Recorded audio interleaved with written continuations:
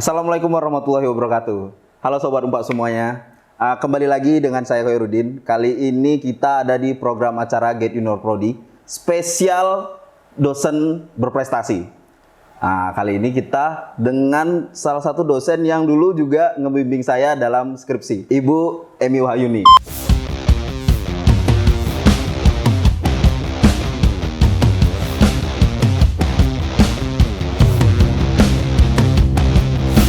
Oke, Din. Apa kabar ya, Bu? Welcome, Din. Udah berapa lama kita nggak jumpa, Ibu ya? Udah cukup lama. Udin kan gitu ya, selesai skripsi, selesai juga urusan kita gitu ya. Gimana, Bu, dosennya, Bu, sekarang? Alhamdulillah masih berjalan lancar, berjalan baik ya. Tetap masih ngisi kelas-kelas dan tetap seperti biasa ngisinya tetap manajemen sumber daya manusia dan turunan-turunannya.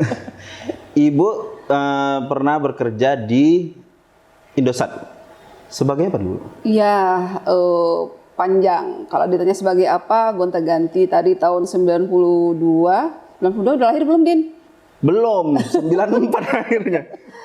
Maret 92 gabung di Indosat, waktu itu jadi operator telepon internasional. Bangganya setengah mati ya, karena apa? Karena suara kita ini terdengar ke seluruh dunia. Jadi kami menghubungkan komunikasi orang-orang yang ada di Indonesia ke luar negeri, ke seluruh dunia. Jadi ya minimal harus memiliki kemampuan berbahasa asing, nggak cuma bahasa Inggris. Waktu itu setiap operator diwajibkan menguasai minimal 3 bahasa. Jadi waktu itu saya menguasai bahasa Inggris, Jepang, sama Mandarin. Wow. Tapi jangan tanya sekarang ya. Soalnya bahasa itu kalau tidak dipraktis gitu ya, hilang dengan sendirinya. Ya dikit-dikit masih ngerti lah, masih nyantol-nyantol dikit gitu. Jadi lumayan lama di situ, terus lanjut ke customer service. Jadi totali saya itu kerja di bidang service dari tahun 92 sampai tahun 2010.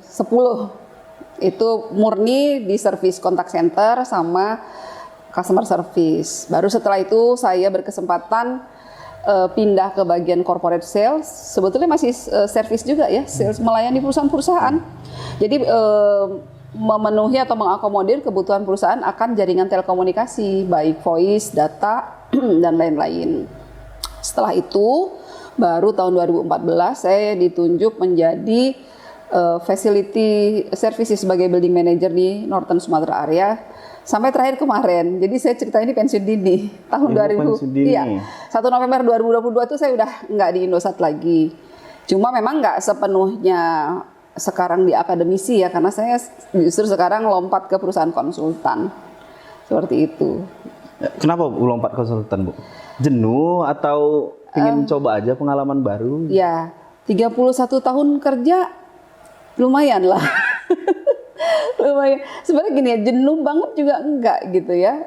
Karena kan yang dihadapi itu berbeda-beda, orang-orangnya beda, bidang pekerjaannya beda. Overall masa kerja di Indonesia itu semuanya menyenangkan gitu. Terus saya nih sayang ilmunya gitu. Artinya gini ya, kalau saya mau ngerjain macem-macem saat saya bekerja di Indosat, kok kayaknya dosa. Curi waktu banyak, waktu kerja gitu untuk kerjaan lain-lain di luar.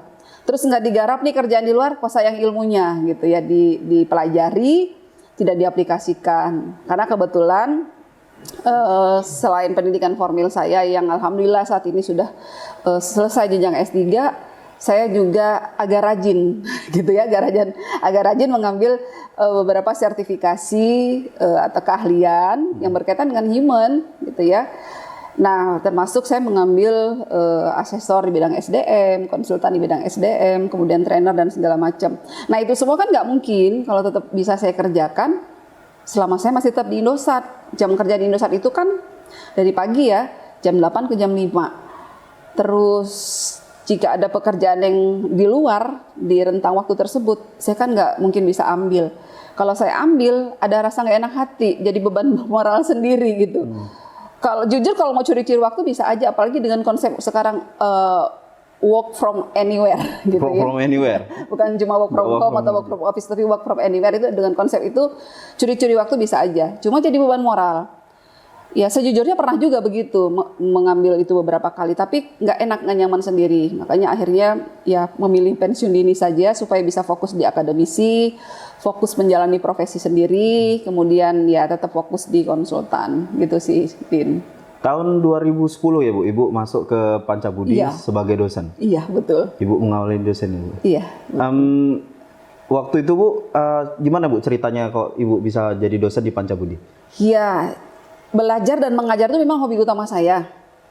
Mengajar itu bukan baru di Pancabudi. Bahkan ketika saya masih SMA, itu saya udah nyambi ngajar. Oh ya. SMP malah. SMP itu saya ngajar privat dari door to door, dari rumah ke rumah. Saya anak paling besar, bantu perekonomian keluarga. Punya hobi dan punya keahlian sedikit gitu ya, ngajar di bidang bahasa Inggris. Jadi saya door to door ngajar ke rumah-rumah tetangga dari SMP, SMA, sampai akhirnya SMA saya ngajar di situational English course, mungkin kalau ada yang tahu, di Gang Johar, di Blugur. Itu kan legend banget itu, kursus bahasa Inggris yang legend dari zaman saya kecil sampai sekarang masih ada loh. Gitu. Itu seperti itu. Nah, ketika mengajar itu kok ada kenikmatan tersendiri gitu ya. Nah, kemudian waktu saya yang kerja di Indosat tahun 92 itu kita dikasih kesempatan gitu ya. Bukan kesempatan sih, kewajiban untuk membaca buku, meresum dan mempresentasikannya. Nah, awal-awal itu kan kaku banget karena nggak punya kemampuan berbicara di depan orang banyak. Tapi karena punya pengalaman mengajar itu, saya kok jadi menikmati gitu. Nah, dari situ rasanya kok ngajar ini kok nikmat banget ya. Nah, atasan saya melihat kemampuan saya, presentasi, ngajar dan segala macam, akhirnya dipercaya untuk memberikan pembekalan pendidikan untuk karyawan-karyawan baru, termasuk memberikan pelatihan-pelatihan ke mitra-mitra perusahaan waktu itu di perusahaan perhotelan, kemudian ke zaman Udin belum ada, mungkin ada namanya Wartel, Warung Telekom. Ada Bu. Ingat, tahu. Tahu. Itu kan ada operatornya. Nah, saya tuh melatih operator-operator wartel itu sampai ke seluruh Sumatera Utara, sampai ke Sibolga, sampai ke Nias. Jadi Gitu. tur tuh Bu ya? Iya, keliling. Ditunjuk dari kantor itu. Dan rasanya kok makin menikmati. Terus pernah terbersit gini, kayaknya ngajar ini enak ya, jiwa saya tuh kok di sini gitu. Terus saya kebayang suatu saat saya harus ngajar ini jadi dosen. Waktu itu Ibu udah ngambil S1? Kalau bicara S1, saya masuk kerja itu SMA. Iya. Ya. Terus 92 itu sebetulnya kan saya statusnya itu semester 4 di USU di ekonomi. Tapi karena pekerjaan tidak memungkinkan saya nyambi kuliah, akhirnya saya tinggalin. Saya tuh baru lulus S1, jadi mulai kuliah tahun 90, lulus S1 tahun 2006. Berapa tahun tuh Bu? Itu mah berapa tahun? Nggak usah ditanya berapa perguruan tinggi. 6 perguruan tinggi kayaknya ada ya. Ada USU, pernah di Cutnyadin, pernah di Harapan, pernah di Universitas Terbuka, terus di IB, Sekolah Tinggi Ilmu Manajemen. USU lagi baru selesai, 6. Tahun 2006. Setelah itu lanjut 2008 baru lulus S1. Wah. Baru lanjut S2 2008 sampai 2010 di USU. Ya, itu perjalanannya coba. Kayaknya saya yang paling panjang. Nyambi agak kewalahan nyambi antara kuliah, kerja, ngurus rumah tangga. Karena di rentang yang saya keluar masuk kuliah itu kan saya berumah tangga ya. Tahun 92 saya kerja, 96 saya berumah tangga. Jadi udah punya anak 2, baru saya riset dari nol lagi, kuliah dari 0 tahun. Benar-benar sampai selesai S1-nya. 2008 ke 2010 S2. 2015 saya sebetulnya udah ngambil S3 di Malaysia. Cuma karena nyambi kerja, nggak kehandle, nggak jalan, mundur lagi, baru saya akhirnya sadar diri ya, nyari yang dekat-dekat aja, yang seterjangkaunya tangan ya, ngambilnya ya di Medan juga. Alhamdulillah bisa dijalani walau tertatih-tatih karena nyambi kerja kan. Gitu. Jadi kalau saya Bu kan 5 tahun kan ya. Belum ada papanya. Belum ada apa-apanya. Belum ada papanya. Berarti harus berapa tahun tuh Kak Ibu? Makanya rekor ya, dari tahun 90 ke 2008 berapa 18 tahun kan? Iya. 18 tahun lulus S1 coba, baru saya kayaknya seorang se-Indonesia Raya yang S1 tuh butuh 18 tahun baru selesai. Tapi sekarang dokter. Alhamdulillah. Ternyata nggak ada kata terlambat gitu loh. dibilang orang sulit Mi, ya memang, tapi memang hanya sekedar tidak mudah, bukan tidak mungkin gitu loh. Sekedar tidak mudah. Sekedar tidak mudah tapi bukan tidak mungkin. Jadi artinya gini, kalau hanya sekedar tidak mudah berarti semuanya bisa dikerjakan, bisa dijalani, bisa dicapai. Kan nggak ada yang nggak mungkin gitu. Jadi prinsip saya gitu. Ya udah jalani aja. Yang penting saya gini, yang penting ini berprogres, yang penting ini selesai. Saya nggak target lagi. Udah nggak berani pasang target S3 sekian tahun, S2 sekian tahun, nggak. Saya ikuti aja lah alurnya. Yang penting ini semua bisa jalan, ini kerjaan jalan, ngajar jalan, kuliah jalan, keluarga juga jalan, anak-anak jangan sampai kehilangan perhatian juga. Ya alhamdulillah kan anak-anak udah besar-besar kan. Bu, kenapa bisa ngajar di Unpad? Saya memang meniatkan diri, memang berusaha sekuat tenaga memantaskan diri untuk bisa jadi dosen. Gitu. Itu udah cita-cita yang tiba-tiba terpasang di tengah saya bekerja. Kalau orang kan dari kecil cita-citanya udah dinyatakan mau jadi apa. Kalau saya baru menyatakan cita-cita menguatkan diri jadi dosen tuh di tengah-tengah masa kerja saya. Jadi 2010 selesai, itu saya langsung buat lamaran. Saya sebar lamaran ke seluruh perguruan tinggi swasta di Kota Medan. Semua saya sebar. Dan yang nyantol cuma 2, di UISU sama di Pancabudi. Hanya saja yang dekat rumah kan Pancabudi. Makanya saya pilih ke Pancabudi. Dan Pancabudi ini nggak asing. Anak-anak saya itu sekolahnya waktu tingkat TK, playgroup, TK, SD, SMP itu di Pancabudi. Adik saya, adik-adik ipar itu kuliahnya juga di Pancabudi. Kemanakan saya juga Pancabudi. Jadi jadi saya mantap gitu. Di antara 2 itu ya saya pilih Pancabudi lah gitu. Dan insya Allah sampai hari ini saya nggak pernah terpikir bahwa saya salah pilih sih ya gitu. Berapa tahun? Udah 2010? 13, lebih kurang 13 tahun. Iya. Ada suka dukanya, Bu? Pastilah. Mana ada orang menjalani setiap proses di dia fase hidupnya itu semuanya senang, semuanya susah, enggak. Yang penting kita yakini ya, mau susah akan ada akhirnya, mau senang pasti akan ada akhirnya. Saya ingat kata-kata, lupa saya dari siapa tuh, yang this too will pass. This too will pass, dan ini pun akan berlalu. Senangnya akan berlalu, susahnya akan berlalu. Jadi senang susah itu hanya pergantian yang memang buat hidup kita supaya lebih berwarna aja. Kalau susah terus, hampir nggak ada lah orang yang hidupnya susah terus. Senang terus juga nggak enak juga. Nanti nggak ngerti kita ya. Kalau orang yang senang terus, justru dia nggak bisa merasakan kesenangan itu lagi.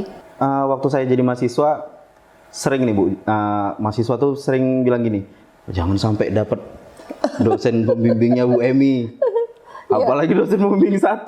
Wah, jadi yang dikilarkan itu ada Pak Rizal Ahmad sama Ibu. Saya dapat Ibu.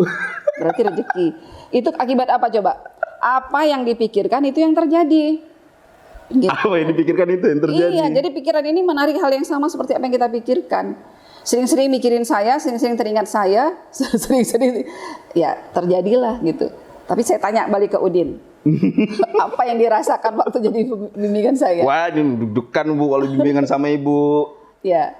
Apalagi kalau anak bimbingan Ibu kan rame ya. Iya, banyak. Ngantri. Harus satu-satu kami nunggu. Dikali tatar ya, satu persatu. Harus satu-satu. Nah, pertanyaannya, pernah nggak mencoba membandingkan bimbingan saya sama bimbingan yang lain ketika menghadapi seminar atau sidang? Enaknya di situ, Bu. Nah, ketika sidang, udah nggak ada lagi persoalan-persoalan. Ada lagi persoalan hidup itu kan? Iya. Ya udah jelaskan, lancar, tanya, selesai. Nggak ada revisi yang ini, nggak ada itu, gitu nggak ada. Even dari pengujinya pun. Iya. Bukan dari saya kan? Itu memang target saya gitu. Jadi nggak apa-apa, istilahnya saya kulitin benar-benar anak-anak bimbingan saya itu supaya mereka betul-betul siap menghadapi hidup, gitu ya.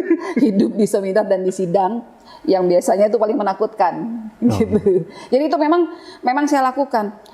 Sebetulnya nih, kalau mau cari enaknya, gampang aja, buka-buka dikit ACC, selesai, anaknya cepat lulus. Tapi ketika di sidang dihajar, dibantai, yang malu saya juga ya. Terus anaknya dapat nilainya jelek, saya nggak senang.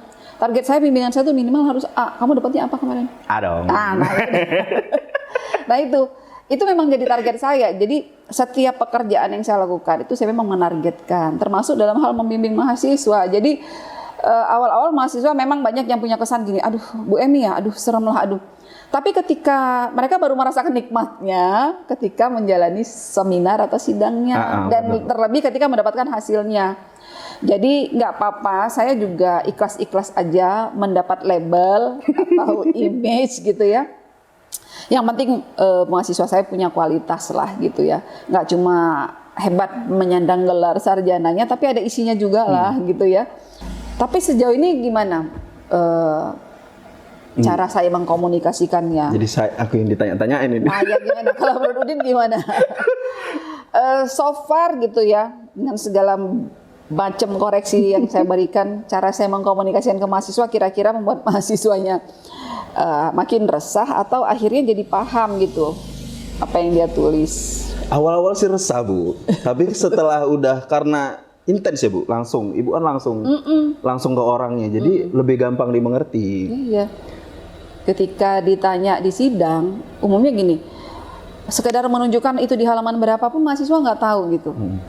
Tapi kalau sudah melewati proses dengan saya betul-betul nunjukin di bagian mana yang ada latar belakang, di bagian mana ada metodologi penelitian, di bagian mana ada company profile, supaya ketika diminta gitu oleh penguji di sidang, oh boleh diceritakan ini gimana, oh mahasiswa tahu mengarah, oh ya di bab 4 kalau itu. Apa sih masalah yang kamu lihat di sana? Oh iya di bab 1 kalau itu. Kalau cuma saya buka-buka terus ACC, mahasiswa juga nggak terbiasa buat baca. Gitu sih. Ini Bu, kira-kira kalau menurut pandangan Ibu, kita kan orang manajemen ya Bu. Iya.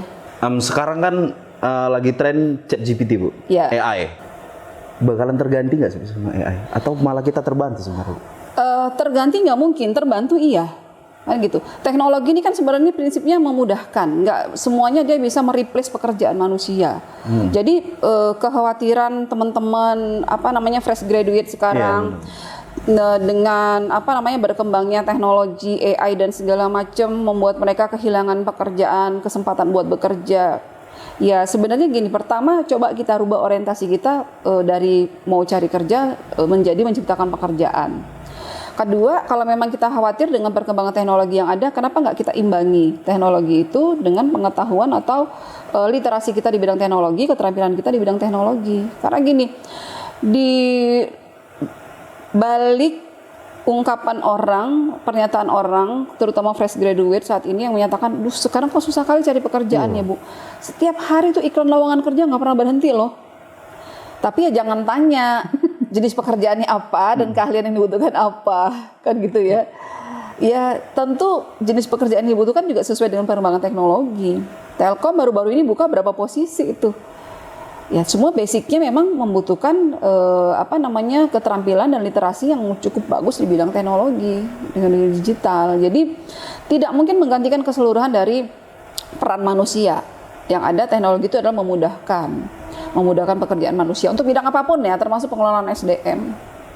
Istilahnya itu volatility, perputaran itu kencang sekali. Ya kalau kita nggak mau tergerus, nggak mau tertinggal jauh, ya kita juga harus lari kencang mengimbangi itu. Gitu. Di awal tahun 2022 itu kan marak metaverse Bu. Di tahun ini AI. Jadi Bu, apa sebenarnya yang harus dipersiapkan? Ini untuk penutup juga lah sekalian Bu. Oke. Dipersiapkan dosen maupun mahasiswa Bu untuk ngadepin dunia kerja sekarang. Iya. Oke. Baik dosen, mahasiswa atau siapapun sebenarnya lah para profesional itu harusnya paham betul sudah sampai di tahap apa perkembangan teknologi saat ini. Paling tidak gitu ya, kalaupun misalkan pekerjaannya atau aktivitasnya saat ini tidak terlalu tergantung dengan teknologi tersebut, paling tidak dia update secara knowledge gitu ya, secara literasi. Ini kan pemerintah melalui Kementerian Kominfo, itu kan beberapa waktu yang lalu ada gawen ya, literasi digital ya. Itu kan secara masif mereka melakukan beberapa program kegiatan, baik itu di institusi pendidikan atau yang melibatkan masyarakat, melibatkan pelaku usaha kecil dan menengah (UMKM). Itu mereka mengarahkan semua orang gitu untuk melek digital, untuk mau mengupgrade dirinya ya, setidaknya melengkapi dirinya dengan literasi digital dan keterampilan digital. Karena kita betul-betul nggak bisa memisahkan, benar-benar memisahkan dari teknologi itu ya nggak bisa gitu. Walaupun orang bilang, alah kalau kerjaan saya sih sekarang kan nggak mengharuskan, ya mungkin sepenuhnya enggak, tapi pasti adalah kaitannya sedikit-sedikit ya. Ya, itu tadi upgrade pengetahuannya, jika memungkinkan upgrade keterampilannya, baik dosen. Oh, saya kan ngajarnya SDM, ngapain saya belajar teknologi? Loh, kata siapa? Proses pengelolaan SDM itu sangat dipengaruhi oleh teknologi, termasuk dalam merencanakan SDM, baik dalam jumlah ataupun dalam kualitas, kompetensi, itu juga sangat berkaitan dengan teknologi. Kemudian persaingan SDM gitu ya di pasar di dunia kerja gitu, itu juga dikaitkan dengan teknologi. Jadi ya lengkapi aja, nggak ada salahnya juga kita melengkapi diri kita dengan satu set keterampilan yang ada kaitannya sama dengan teknologi, kemudian memahami, setidaknya memiliki literasi yang cukup di bidang teknologi. Jadi dosen misalnya ya dalam memberikan pembelajaran di kelas bisa memberikan pengayaan sama mahasiswa. Mungkin mahasiswa ada yang belum berkesempatan atau belum peduli gitu buat meningkatkan literasinya di bidang digital atau teknologi. Setidaknya dosen bisa menggugah itu melalui penjelasan-penjelasan mata kuliahnya yang dikaitkan dengan perkembangan teknologi. Ya sebagai mahasiswa namanya generasi muda gitu ya. Masa iya sih mau tertinggal jauh gitu? Ya susah nanti. Ya jadi mau nggak mau belajar lah gitu. Kalau kita khawatir tadi peluang kerjaan makin sedikit dengan perkembangan teknologi, tapi sebaliknya di sisi yang lain terbuka sebetulnya peluang-peluang baru. Yang penting kita memantaskan diri dulu supaya bisa dapat bagian kue itu gitu ya. Supaya kita juga memiliki kesempatan untuk itu. Oke Sobat Unpad sekalian, sebenarnya masih banyak lagi yang mau dibicarain Bu. Iya, saya juga masih senang ngobrol sama Udin kok. Cuman karena waktunya juga harus kita persingkat. Mungkin lain kali kita bakal ngobrol lagi. Iya, siap. Oke Sobat Unpad semuanya, bye-bye.